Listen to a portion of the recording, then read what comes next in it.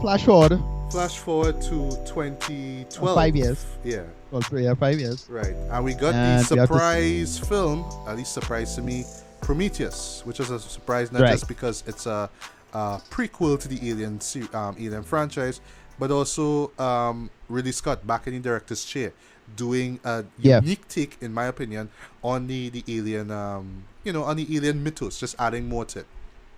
And without spoiling too much, because I really don't want to get into story here.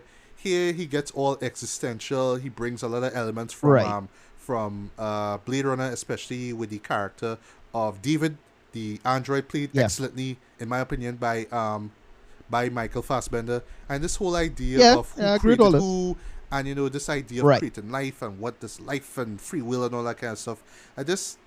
We kind of saw the beginnings of this xenomorph character. Where did it come from? And you had this story arc going on where these bunch of characters go into this planet, trying to find these the creators, I believe that's what they're called. The engineers. The engineers. Right. Yeah. And for me, well, before we get into your opinion, for me, the first time I saw it, I was blown away. First of all, by the visuals. I saw it in 3D. I thought that this was a gorgeous looking movie. The narrative, like when I look at it again, the narrative does not hold up as much as I felt it did the first time I saw it. Like, I appreciate the fact that he wanted to be a little bit more existential, a little bit more intelligent, a little bit more thought-provoking with Alien, of all things.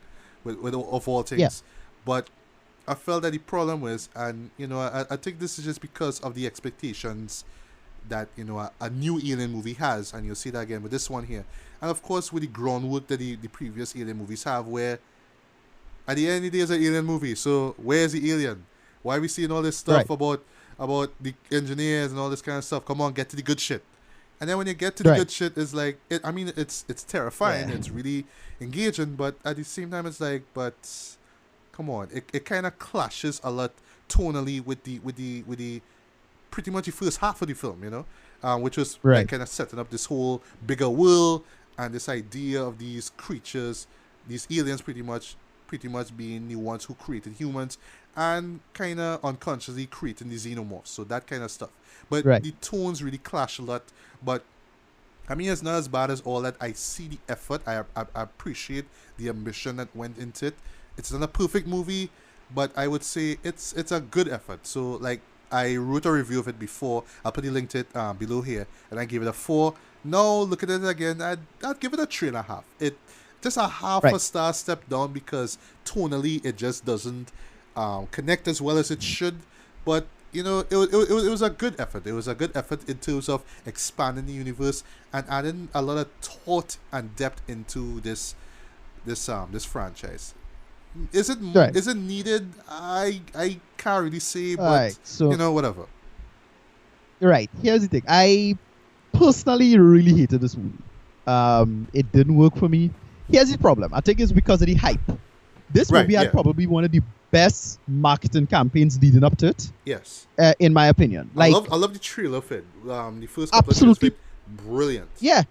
No, they had some like brilliant stuff like that was more a viral marketing campaign. So they had like the David campaign and like this Apple thing. Yes. Introducing David. David being this product. Yeah. And I was like, dude, this is so well done. Yeah. And they just had all this extra like little stuff like involving the character Elizabeth Shaw and what they're going on with the symbols and creating this, and they find this stuff in the cave and all of this shit. And then the actual movie itself just was such a goddamn mess from a script wise. Yes, I agree. It looked damn good. They shoot somewhere in Iceland or some shit. So these amazing landscapes and waterfalls and whatever it is, that look damn good. And even the interiors look gorgeous. The interiors of the ship Prometheus here. Yeah, no, set design and all that stuff. I give them all of that, right? But boy, this was a hot mess, Judd. Script didn't make sense. Characters were incredibly dumb. Yes. I mean, I'm looking at it again. They do some dumb shit. They are characters that do some incredibly dumb shit. It as usual with Ridley Scott. He has a track record of director's cut. The directorial cut. Don't trust that. You're gonna get a director's cut. And in many cases, I agree. The director's cut is almost always better. Kingdom of Heaven is probably the most extreme example of that. But this movie, the director's cut don't really help the movie. It was just a mess still. Like, they have this one part in particular that was just so goddamn dumb, where they spent a bunch of time explaining, like, the mapping of the place. They had a map of the place with these these things, you know? Right. And then, like, less than 15 minutes later, the same characters lost for some reason. I'm like, wait, what happened to the whole map thing? Did explain that? Well, I don't remember them explaining. I haven't seen. I have seen the theatrical cut twice, so I don't know. This is news to me. Actually, this is kind of silly. Yeah. I don't know. I don't know if they like I take a sneeze or I was like not paying attention. Did they explain why these characters get lost and then they have characters sticking their head in places they shouldn't? Where you're seeing this weird alien snake thing. Like the two guys who saw the alien snake thing is like, oh, look at that, it's so cute. And then of course the fucking thing goes on your face, like and it's real goddamn dumb. It was really goddamn dumb. This one was it was so stupid. And then Charlize Theron in this couldn't decide to take a left turn, so the big rolling thing roll on her. Yeah, that was so dumb way to kill her off too. And then they had a big reveal, which is Raylan is alive all this time, and I was like, all right. And then that didn't go anywhere, and that was stupid. Yeah. And then they decided to do the ending. It was like, all right, well, we're gonna look for the engineers. You know, Shaw and David survived. Well, David. Well, Shaw and David kind of ripped to pieces or whatever, but yeah, they do go. Whatever. This was such a goddamn letdown. It was so stupid. Movie didn't work. But there are people who defending it. A lot of people defended it. You know, I'm not one of them clearly, but well, it just didn't work. For me, I like I said, I think it works in just expanding this universe a little bit more, because what really said is what he wanted to do. He wanted to tell a new story, but he just used quote unquote strands of DNA from aliens. So in a way, it feels like Alien, especially near the end, but in its way, it's its own thing. And I get that, and I'll get to that same thing here with Covenant, where it's like, at the end of the day, you still have to fall back on the fact that, yes, at the end of the day, it's an alien movie. So alien-isms give us the alien-isms, you know? Right, and that's right. And that's exactly. how the end of Prometheus felt to me. Like, here's the alien-isms, folks. If you find that everything else was boring and, you know, head up his own ass, here's the ending. See? Alien? Right. So, exactly. So, that's why I was so disappointed, because the script was so dumb. Like, again, all of the existential, metaphysical stuff is fine, right? Especially Shaw's character. I like her character. Her character was me too. I like her character arc. And they give her character some kind of thematic weight. It's like, oh, she can't have children, but, you know, they do the children thing. Like, the scene that was supposed to be the big shocking scene, which kind of fell flat, but it was still a decent scene. Whereas, she had the alien baby in her, right? Yeah. First time I saw it, that was some creepy shit, though. Yeah, it's a pretty good scene where she basically had to give herself a C-section / abortion kind of thing. Her stomach back. Jeez. Right. Yeah. Now, they could have made that scene so much deeper if they wanted, and that's the problem. The movie just needed polish. And just so unpolished in so many ways. Like, to me, if they had a human baby come out of her, that would have been pretty goddamn amazing. Like, if it was a human baby, but that was a hybrid, so it looked more human than alien.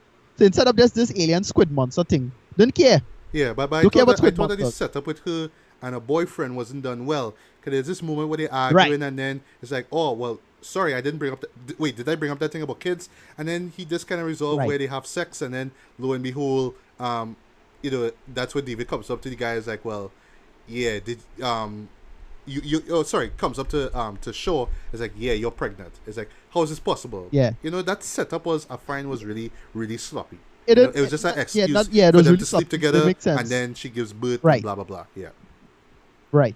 It didn't work. The guys at RLM they have a really funny video involving basically just asking a bunch of questions. What's the point of the black goo? Because it was just a bunch of unanswered questions. By the way, it was written by Damon Lindelof. Big fucking surprise. Wow. Right? Okay. Mr. Lost himself. Yeah. Even though he writing a show I like, but this show is based on a book anyway, so I don't expect him to add anything, which is he writing. He part of The Leftovers. And I enjoy The Leftovers, even though I expect that show to go Lost direction bullshit. Yeah. You know, set up a bunch of shit and have no payoff. That's Damon Lindelof for you in a nutshell. Wow. You can't so do it was just that though. Yeah. So with Prometheus, and then they had the goal to end Prometheus by not even answering a set of questions. Like, well, we'll answer it in the next film. Yeah. A bunch of questions. And at first though, all right. So Roger Ebert mentioned this in his review, where he actually appreciated the fact he kind of criticized the fact that yes, there were some questions that were left unanswered, but it kind of adds to the sci-fi vibe of it. Sorry, the kind of existential vibe of it. Like say like how Blade Runner was, where it didn't answer questions, but you still go back to it wanting to learn more and you pick up a little bit more. That kind of thing. Exactly. But still, I know but with Blade Runner, you wish that you got some answers to these really hard questions that the Prometheus asked her, Right. But that's the problem I see with people like Lindelof, is that Lindelof does write a first episode of a series, of a season, Yeah. Instead of answer the question, it's like, you're not supposed to be part of this. Have a complete story and then do a little thread here or there to expand, right? Blade Runner worked because Blade Runner was its own story. You had about, you had Deckard, you had to find the thing, you had to find this person, you had to get to Rutger Hauer's character, I was forgetting him. And I forgot his character. He had an arc. They had an arc, right? This had no arc. It was an arc and a peak, and then it didn't end. Yeah, it didn't come down. It just pause for the sequel. Shit. Yeah. I was massively disappointed in this movie. I hated it. Very little bit made sense. I like I say, I appreciate the effort. I liked it at the time, but just looking back at it now, I do see the flaws, especially with his narrative. It doesn't hold up as much as all that, but I would say it was one of the more better. It's actually one of the better efforts in terms of telling a new Alien story. Like, to me, this is what Alien 3 was trying to do, but it just failed miserably because of Fox and bullshit now. Which leads us now to Alien Covenant. You just want to run through the story because I've been running through stories. All right. So what's Covenant about? This ship. So the ship, they want to go to a planet, big colony ship, starring that guy the colony from ship called the Covenant. Yes. So Covenant. has a bunch of humans there, and just looking for this planet to hospitable planet. Continue. Right. Yeah. Character called Daniels. She's introduced in the storyline. Basically, well, not Daniel. Sorry. You see another Michael Fassbender playing Walter. Yes. Another android, same face, everything. But he has a southern accent though, compared to the British accent that he had. I kind of get what he was doing with that, because the idea was that he was, I think, mimicking Lance Henriksen a little bit. Oh, you mean from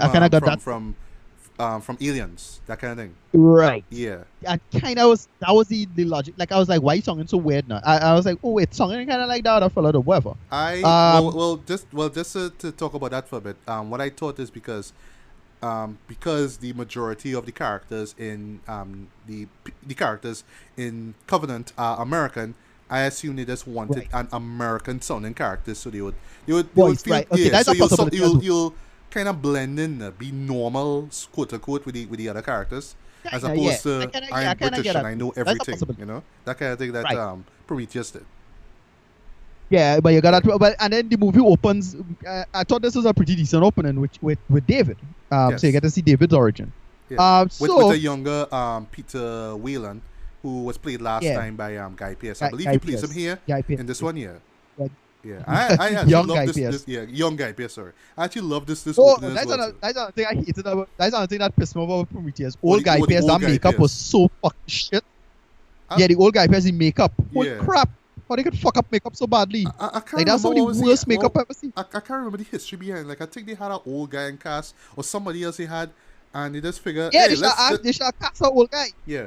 They said, hey, let's add prosthetics on Guy Pearce. Let's see it was how that terrible. Works. Hey.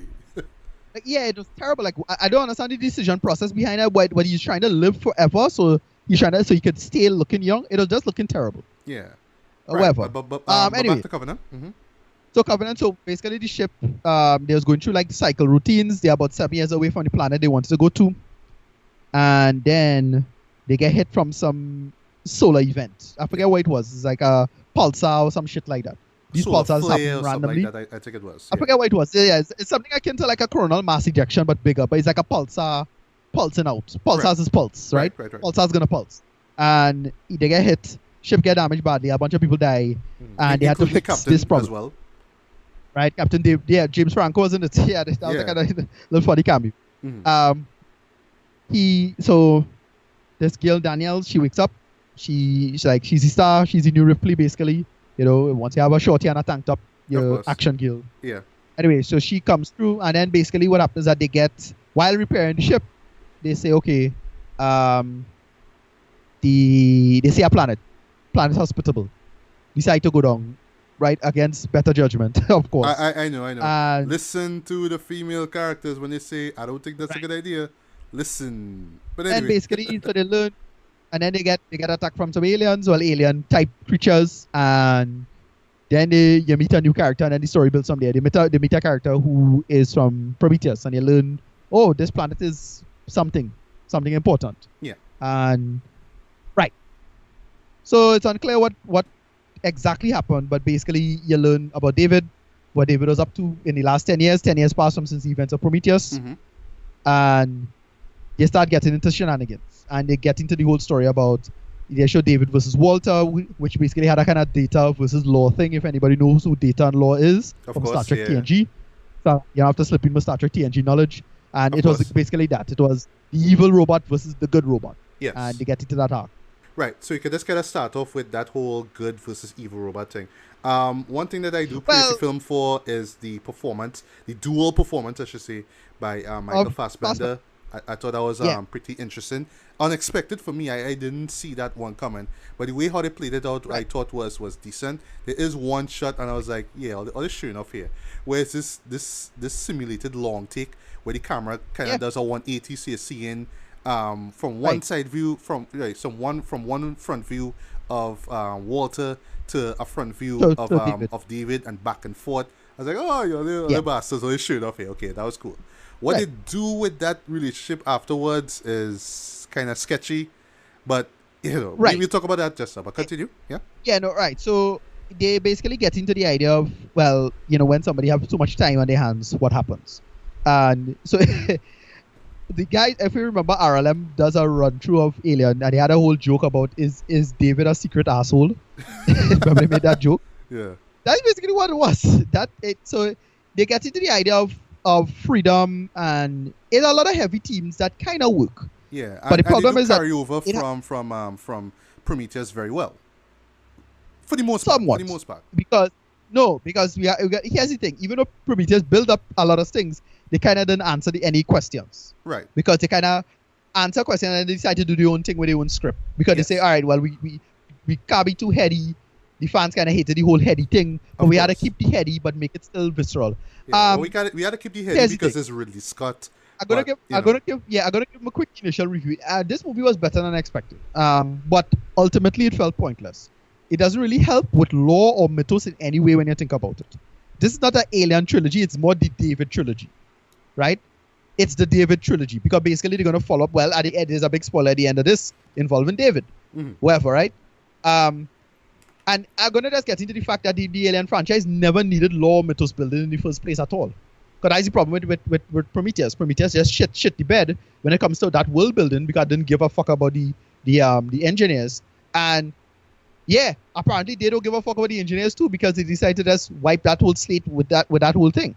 And I hated that. The movie had a lot of good, but it had a lot of dumb moments. Like really dumb moments. Like real typical cliche bullshit moments. But it more felt like oversights on the script from the script writing more than anything. And I'll say a lot of the foreshadowing in the film felt too obvious. You saw a lot of the supposed twist coming. But ultimately, as usual with Ridley Scott, I'm waiting for a better edit, to come down the pipeline some way. Like I'm waiting for an edit. Much like in other Ridley Scott movies, they say, all right, a theatrical cut that make things, it just didn't gel together the way it should have. I didn't hate this movie. But it just played to the beats of Alien fans just to keep me smiling for a while. I was using my popcorn, laughing at some of the obvious dumb moments of the characters dying. And then the action at the end was pretty badass. I actually enjoyed some of the xenomorph action. It's cool. But boy, it was pointless. This movie didn't need to exist. Seriously. I tell it, in my opinion. Right. It did not need to exist because it didn't follow up on and didn't dedicate to the Prometheus stuff. They didn't really follow up on it. They just decided like, oh, well, this is what's happening now, kind of. 10 years passed, and they didn't really explain anything. Maybe they're probably going to explain it to the third one. And, well, wherever the sequel to this is going to be, because, well, you see what happened with the ending, right? Yeah, because of course we're getting a sequel because Hollywood. Right. Yeah. Right. Well, all right. So, continue, sir. Go ahead. Okay. Right. Yeah. So No, you go ahead. I'll jump into my thoughts. Right. So, this to me is a tough show to really talk about, right? Because, like I say, there was stuff that I really liked about Prometheus, right? And I was glad that we were gonna get a sequel. Like when I saw the first trailer for this Christmas morning, real bloody and R-rated and red band trailer stuff, I was like, yes, okay, we're getting that now. Yeah, fine. And for me, at the first time when I saw that, I was like, all right, well, clearly this is for the people who felt like you said, that Prometheus is too heady, too boring, too dull, not going anywhere, right? So that's cool. Yeah. But one thing that I really appreciate this film here is that it did not go full alien, right? It did branch over from Prometheus. It kind of did that, though. I'll get to that. It did branch over some of the themes from Prometheus. The whole idea of creation of life and who creates who and who's this god complex kind of thing. They explore it a little bit more in terms of David's character and that character change that they do. I thought was pretty interesting. It caught me off guard, but how they pull it off was really well done, and that much has to do with the great performance, I would say, from Michael Fassbender. Once again, he knocks out the park here. Yeah, he was pretty good in this. Playing this pretty much immoral character who could either be good or bad or trustworthy or untrustworthy. But if I could just be honest here, I felt like overall in the final product, I didn't get enough alienness in it. And that's just because of how the trailer was set up. Like, you see the trailers for these and you're expecting this full tilt, kind of bloody, no holds barred horror flick, right? Fine. Going back to the old film and of course Ridley Scott's name on it, fine, no problem. So I was surprised from the opening, which I still really appreciate, where we have still got that Prometheus stuff from the first film. Not just in the beautiful cinematography, but just also the themes and what was set up as well. I was really surprised and I was glad and I was appreciative of that. But the alien stuff that we do get here, for me, I mean, while it was fun to look at in a dumb popcorn movie kind of way, it was still kind of generic. It was still basic. It was still dumb characters doing dumb shit because fuck you is an alien movie. That's why. And it's just like, it's funny, because like, I don't know. Like you would think in this far ahead in the franchise, right?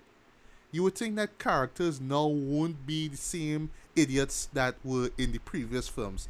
But hey, we're doing the same thing again. We're going into dark corners by ourselves. We're going into showers where this and we say we'll be right back or whatever. We're running in haphazard into places that we know we shouldn't go into because we don't know what the threat is. We're running in because we had to save somebody and then you get attacked.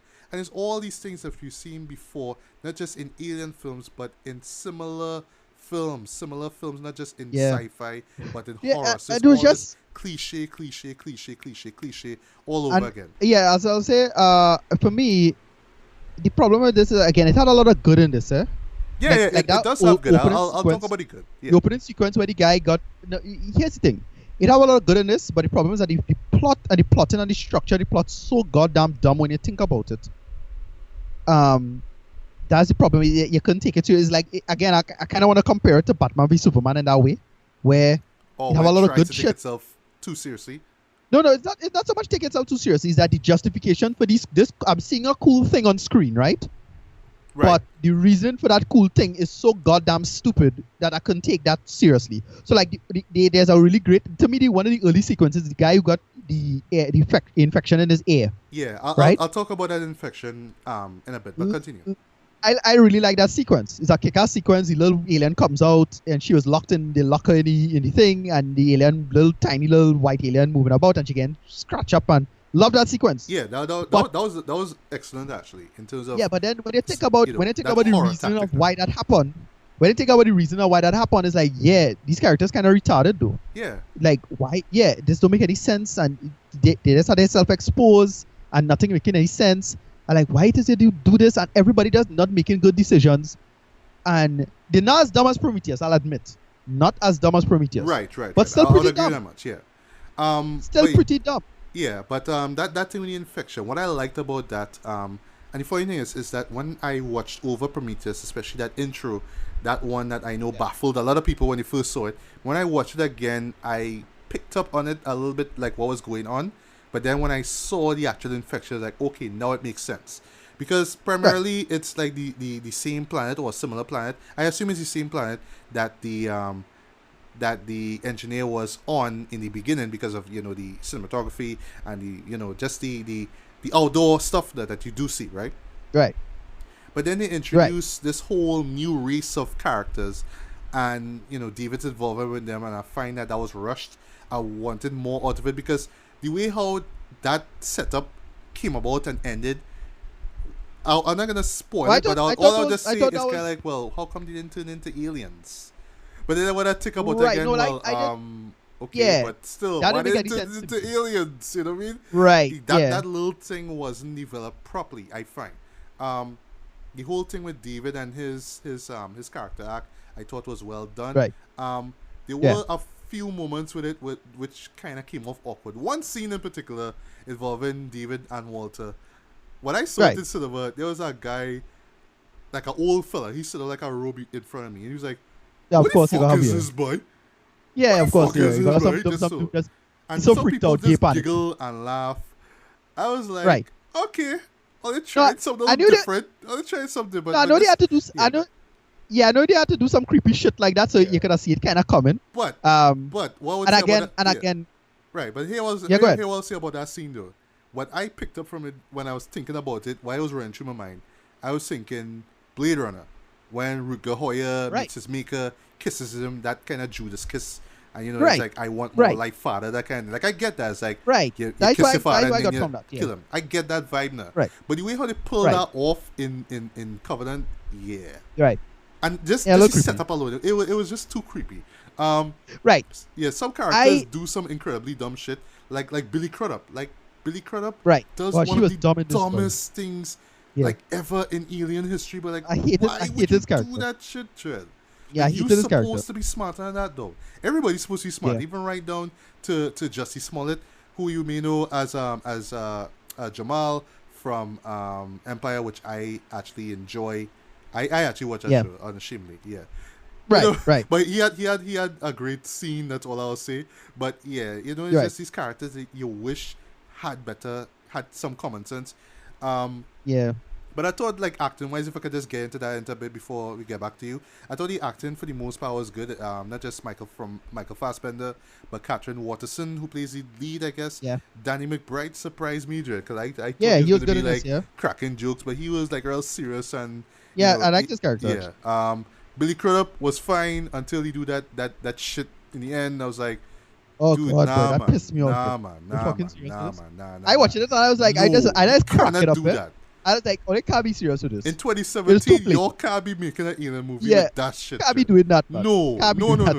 Well, whatever. Yeah, and that gets me, appearance by James Franco was alright. Yeah, but then again, the thing is because I did not follow the viral marketing, so I didn't see those little clips that were out on YouTube, which I thought I should have, because that would have made me really care about the characters a lot more. Right. I saw one of those clips. I saw one of those clips. Yeah. Yeah. But I heard those were really good in terms of establishing character, but I just wish that I did. Then maybe I would have cared a lot more about those characters. But and I agree with you there. Right. But you were saying? Yeah. As I say, it's a shame that they had so much good in this, because it had so much bad in it too. And I was like, they mix up a bunch of stuff. The actual alien content stuff, like when it was actually taking on the xenomorph at the end, love it. I thought that was great. I love it. That was a great setup. Again, it was pointless and kind of dumb, and it didn't make any sense. I have no idea what they're going to do with that tiny bit though. So in how they were kind of balancing the tunes, it's always like, okay, this scene is Prometheus, then this scene is Alien, then this scene is Alien, then this scene is Alien. Yeah. So the way how it kind of the third act, I felt the tonally was just all over the place, because I was like, okay, the alien stuff done, all right, so we back to Prometheus then, and then we get some more alien stuff, and then it done, and then it's like, okay, so we gotta end like Alien. No, it kind of ends like Prometheus. You know what I mean? Right. Just that kind of that balancing out of finding work. In other words, some moments felt like it's a Prometheus movie, and then other moments felt like your basic Alien movie.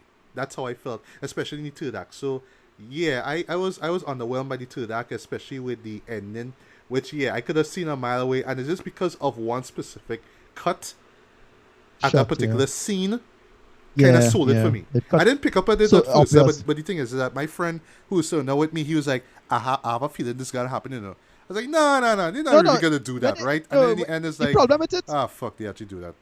The problem with it is that the problem with it is that the foreshadowing was horrible. It was a bad edit, as I say. A better edit would make it work. And then they point to something that was in Prometheus. They're like, oh well, that's an obvious foreshadow too, with the little bird thing now. So in the water now. So I was like, all right, well, obvious, like they're gonna do this again. All right, no problem. Right. I don't know why that was there, because like what David was carrying that around the entire time, whatever. But okay. As I say, this didn't gel together. I'm gonna give my rating now.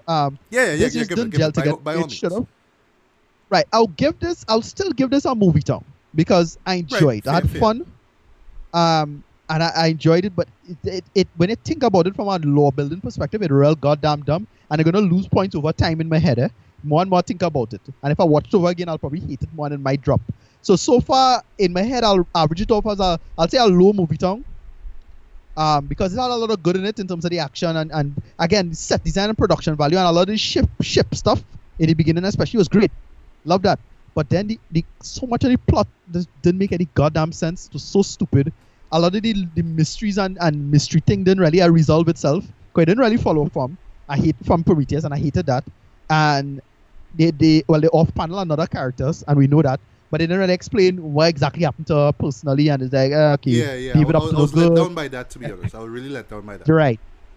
So I didn't hate this, but I was still on the fence about it. Whatever. I still give it a low movie tone. Is fair. Okay, so I will see this inclusive, right? If there's one point in the franchise where the question is, where exactly we going here now? Why are we still making these movies now? Should we just stop here, or should we just continue doing this, because we still have people that love Alien, and we still have people that will defend Prometheus? It's Alien Covenant. Right. This is the moment where it's like, all they just need to kind of wrap shit up now. And I'm not saying this because of age, because just imagine, this thing started in 1979, right? And we have now reached 2017, and you still try to figure out which direction is going to go, And I appreciate it, like I said again, I appreciate the effort that Prometheus made. It wasn't executed perfectly, but I appreciate the effort. And I like how this film kind of bridges that gap pretty much between their two Alien territory, which, when you think about it, could kind of neatly set up, if done well, the first Alien, which I hope they will do with a which final you don't need film. to do. But you don't need to fucking do that. Exactly. Who cares? But that's the thing. At this moment here now, it's kind of like, but you're just adding more upon more upon more upon more on a story which is just supposed to be the crew of the spaceship sent by a corporation to go to a planet and an alien. It's just adding more and more and more, and you don't need that. That's the thing. All and that bullshit shows, like, really, from a technical perspective, it's excellent. It's well done. Yeah. That, just the production design and the visual effects, and seeing these xenomorphs again, worth seeing on big screen. But here it's like, you could tell it's clearly running out of juice. It just needs. I don't even think it needs anything else. It just needs to kind of end. But because it's Hollywood and because it's Ridley Scott, you kind of want to end things off on a high note. So I don't know if you're gonna get a next one after this, but I hope, dear God, if we do, let it be the last one. Let this franchise just kind of end. Let me just move on. If you want to do a spin-off, fine, but let it be a little bit more competent. Don't do AVP shit. Sorry, AVP Requiem shit. No. Please don't do that. Right. But just this Alien thing, it's getting old, it's getting tired, and it shows. I'm sorry. You can bring out your best talent. You can bring out your best cinematography. Because once again, cinematography on point. Best music at all. You can harken back to Jerry Goldsmith, which this score did, and I have to give props for that. But still, once again, it's the same old. And I was disappointed that I really wanted to do something a little bit different. And just off of what the trailers really gave me, like what I was hoping for, I was expecting more thrills, more scares. Unfortunately, I didn't get that. You got moments where it kind of got bogged down, where it was trying to be all existential, and I mean, I get where they was coming from, but I imagine these women's just boring shit out of a lot of people. Like, some people actually, like, right now saying that, yeah, Alien Covenant was boring, you know? But I can't blame them. But, you know, I don't with think the way so. how the trailers were, like, you know, you want to see the visceral horror, which, you know, we got to an extent in the first movie. I mean, it wasn't overly bloody, and this one actually amps up the blood in ways I didn't expect. Yeah, it's pretty, but still, pretty gory actually. Yeah, shockingly gory at some point. But to me, still, at this point in time, I mean, you tried it with Prometheus. At least try to give me something a little different. And they're just the same idiots land on a planet, answering some distress signal, and, you know, they come back on board, and one of them is infected, and somebody else is infected. You've seen this before. You know, so imagine like binging these movies now from Prometheus go up. You're gonna watch two versions of the same movie, one of which is the original Alien. Come on. But all that aside, though, I did not come out of it hating it. I enjoyed it for what it was. I mean, it wasn't terrible, but once again, it just could have been way better than it could have been, in my opinion. So, for me, I would give this a very light 3.5 out of 5 stars. I still say it's worth checking out. Especially if you liked Prometheus, you would appreciate the direction where it's going, and hopefully, like I say, with the upcoming movie, I have a feeling it'll be a next one, especially with the way how this one ends, that hopefully this will be the final one. I'm really hoping that it is, so that way we could see how it leads into the original film. But like I said, once again, kind of wanted more, man. I kind of wanted more Alien, you know, but I would say it's more 50% Prometheus, 50% Alien, as compared to the last film, which was 75% Prometheus and 25% Alien, in my opinion. But I kind of wanted more, man, you know. But still, like I say, it is what it is. If you care to see it, go see it. But if you didn't like Prometheus at all, if you just kind of give up, or you just kind of don't care about the Alien franchise anymore, you think the first two movies still hold up and everything after that is just, you know, don't make any sense, then skip it, or wait for it to come out on home media, or maybe at director's cut. Although between you and me, Ricardo, I doubt it, but who knows? It's Ridley Scott. Maybe we might get a director's cut. Maybe we'll be better than what we saw here. Who knows? We'll see. Yeah.